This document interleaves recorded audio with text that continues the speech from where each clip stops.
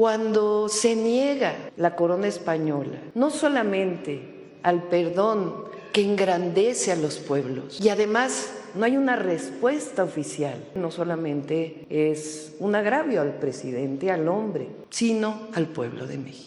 Y cuando estos proyectos se imponen y ganan, siempre acaban cayendo la libertad y con ella la prosperidad. Y así gobiernan los totalitarios en países hermanos como Venezuela o como México, de los que ahora hablaremos. Va volando hacia México a hacer el ridículo estos días con la monarquía y con el rey de todos ante las pretensiones de la heredera de Obrador de atacar a España a través de su rey. Lo importante de todo este conflicto diplomático entre México y España es que, gracias a Dios, podemos discutirlo entendiéndonos perfectamente, en un perfecto español. La tenía votando en el área. Qué pena y sobre todo qué pereza cuando empiezan otra vez con la cantinela de la leyenda negra, España, el oro y no sé qué. Por si estás muy despistado, la sustituta del presidente mexicano López Obrador, Claudia Sheinbaum, ha empezado o va a empezar su mandato rompiendo relaciones con el jefe del Estado español, el rey Felipe VI. La que va a ser nueva presidenta ha excluido al monarca de su investidura el próximo 1 de octubre. El motivo, te lo cuento. El presidente Obrador le envía una carta en 2019 al rey para que pida perdón por los agravios que, como sostiene la leyenda negra española, cometió el Imperio Español durante la conquista de América. El rey se queda flipando, ni siquiera les responde porque no debe ni tiene por qué pedir perdón y estos se enfadan y montan todo este quilombo. Así lo justificaba la que va a ser nueva presidenta mexicana. Cuando se niega la corona española, no solamente al perdón que engrandece a los pueblos, no los avergüenza, sino que los engrandece.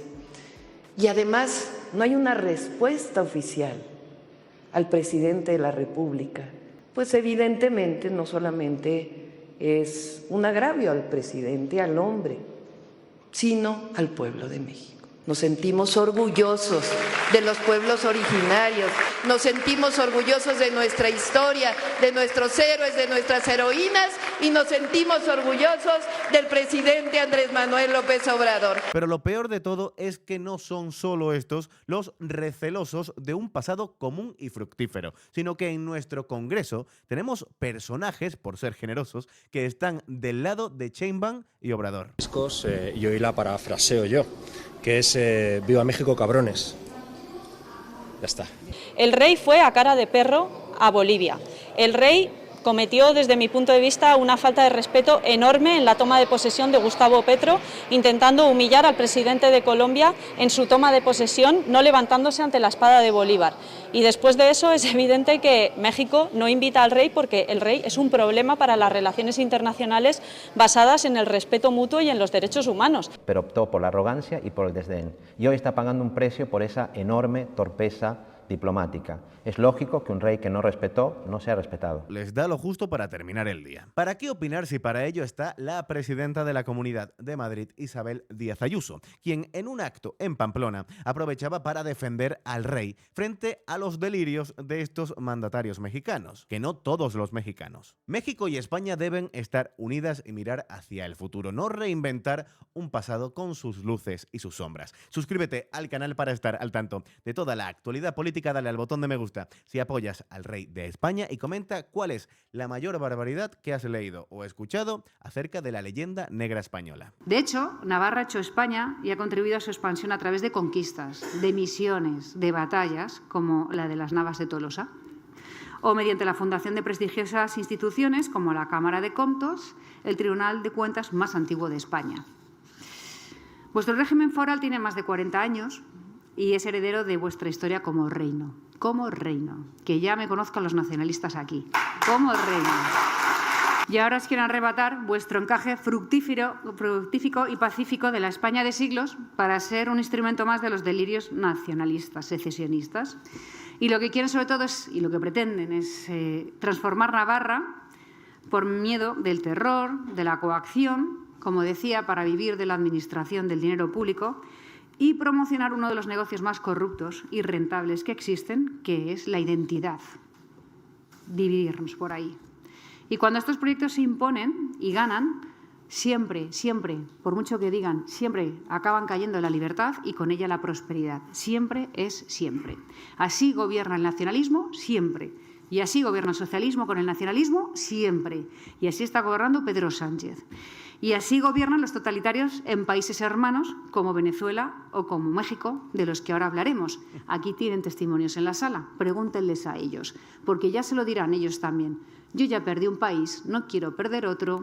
Háganos caso, venimos del futuro. Las recetas, las de siempre.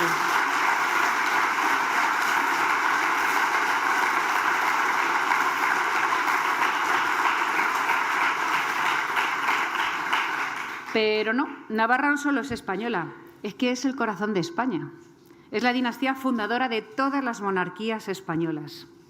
Pretender inventar el pasado, reinventarlo para rebajar a Navarra a una franquicia vasca bajo las tesis de Sabino Arana y la extrema izquierda totalitaria, es un flaco favor a la verdad y, por supuesto, a las nuevas generaciones que tienen derecho a heredar unas raíces y un legado cultural de siglos. A mí me da una pena todos esos navarros que reniegan de su historia y se sienten más vascos que navarros. Es que me dé pena, es que no le encuentro el sentido. Expulsar a España de Navarra a través de la imposición del euskera, como decía, que no es riqueza cultural lo que se debería promover, sino ese arma política divisoria, o, por ejemplo, el control de esas subvenciones de los medios, de la educación, de la función pública, lleva el mismo camino, que las nuevas generaciones y los nuevos navarros sientan que están en una nación ajena, que España les sea totalmente ajena a ellos. Es, desde luego, una deslealtad profunda y un atentado contra la Constitución y los derechos de los navarros. ¿Qué bueno pueden hacer de alguien que gobierna así? Pero cuando no se gobierna por amor a lo propio, sino por odio a lo ajeno, que eso es el fruto del nacionalismo, nos encontramos ante la peor de las máximas políticas, que el fin justifica los medios, todo por ese fin. Y esto, por supuesto, insisto, conduce siempre a la pobreza y a la miseria. Y el Gobierno, lejos de frenar esta deriva, como un padre que quiere unir a una nación de hermanos, lo que está haciendo es promocionarlo al contrario, esa división, y lo hace vivamente, porque no sienta a España ni tiene un proyecto para ella.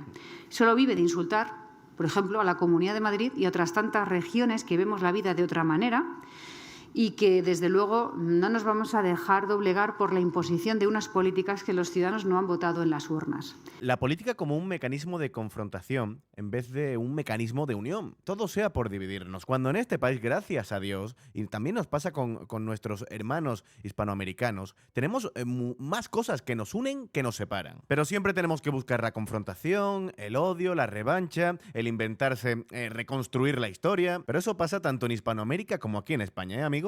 Si los votos no le dan al presidente del Gobierno porque se sustenta sobre Bildu, él también, se sustenta sobre el independentismo catalán bajo esas tesis supremacistas de que hay españoles de primera y de segunda, o sobre una trama de corrupción como la que acecha algunas instituciones, como la del señor Koldo, o el comunismo, que lo tiene en el mismo Gobierno y va volando hacia México a hacer el ridículo estos días, allá ellos, allá ellos.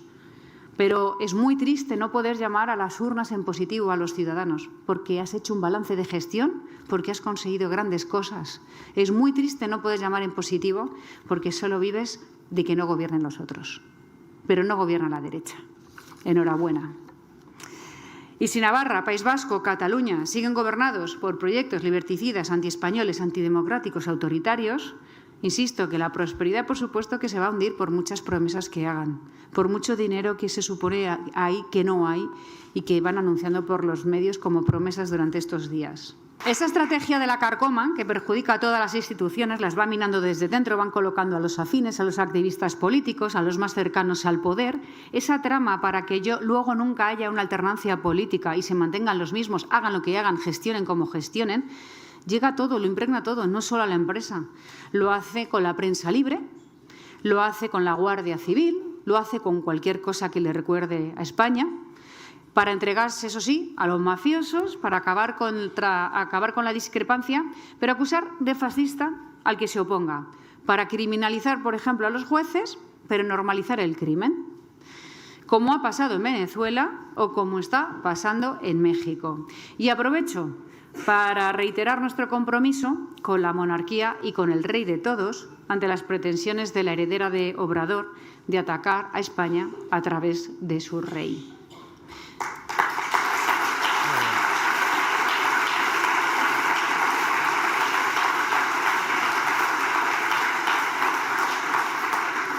Si os se fijan, lo que está pasando en México y las palabras que están utilizando, que por cierto nosotros no vamos a entrar a jugar en ellas porque el pueblo español y el pueblo mexicano son hermanos y han tenido siempre una hermandad enorme, no pueden dividirnos. Ambos, en un país y en el otro, los gobiernos utilizan las mismas tácticas de los ultras. Lo llaman memoria histórica, revisión de la historia, si se fijan, siempre lo mismo, que no es más que una manipulación. Cuando dicen lo de la memoria histórica, ¿cuánta manipulación hay ahí?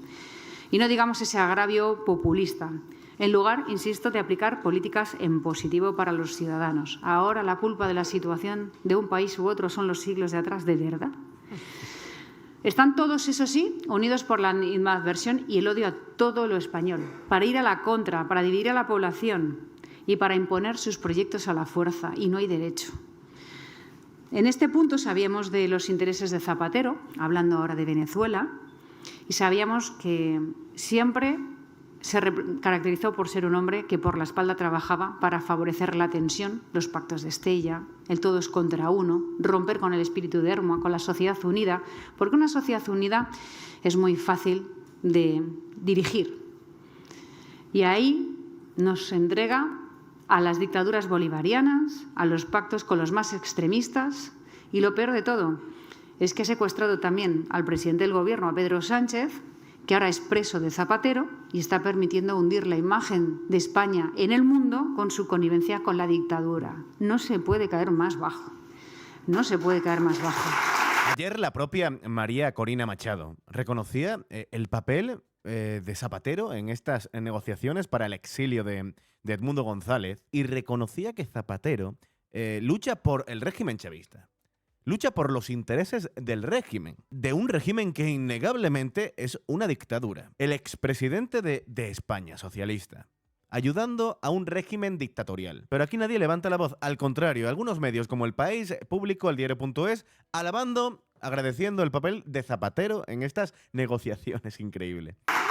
Y, por supuesto, con todo mentiras. Es lo mismo que están haciendo aquí en Navarra, entregando Pamplona, por ejemplo, a Bildu, o la Federación Navarra de Municipios y Concejos, con los votos socialistas.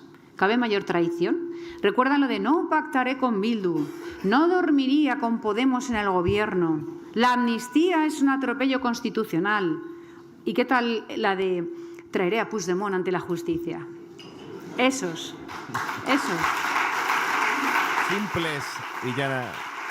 Simples cambios de opinión. Tampoco tenemos que alarmarnos mucho. Simples cambios de opinión. Hoy salía un artículo en un medio de comunicación donde describía también cómo era el nuevo gabinete del presidente del Gobierno y se jactaban de ser expertos universitarios en tesis y en conferencias acerca de la mentira. Y lo decían con todo orgullo. Bueno, la mentira es aquello que la gente asume y se lo traga y se lo queda. ¿De verdad estamos en eso? Cuando la inversión de valores es tan fuerte, entiendo que las cosas se complican mucho más, pero vamos a estar ahí para defenderlo. Y por último, quiero recordar que hemos crecido estos últimos 5 siglos con nuestros hermanos hispanos, argentinos, venezolanos, colombianos, todos ellos. Y hoy somos 600 millones de ciudadanos por todo el mundo hablando una lengua universal que nos une con alegría, el español. ¿Hay derecho a robarle a los vascos, a los navarros o a los catalanes esta herencia de más de 1000 años de cultura, ese pasaporte universal? Esta es la España que nosotros sí defendemos. La España de hermanos y que miran con entusiasmo al futuro. Y frente a los que verdaderamente oprimen y quieren repartir miseria y odio, nosotros queremos construir la prosperidad de todos en una España en libertad. Así que nada más, os queremos y os esperamos en Madrid. ¡Viva Navarra y viva España! A mí hay algo que me gusta mucho de las políticas, de los discursos más que nada de Isabel Díaz Ayuso, y es que son discursos integristas, integradores. Fomenta la unión de los pueblos, fomenta la unión de las comunidades autónomas, fomenta la unión entre España y sus hermanos hispanoamericanos. Fomenta el buscar más nuestras semejanzas que nuestras diferencias. Estamos acostumbrados en España ya a una política, a unos discursos antiespañolistas, antiespañoles. Todo lo español, renegamos de todo lo español. ¿Por qué? ¿Por qué renegar de una de las historias más importantes de la historia de la humanidad, como es la historia de este país? ¿Por qué? ¿Por qué tenemos que mirar al pasado con los ojos del presente? ¿Por qué?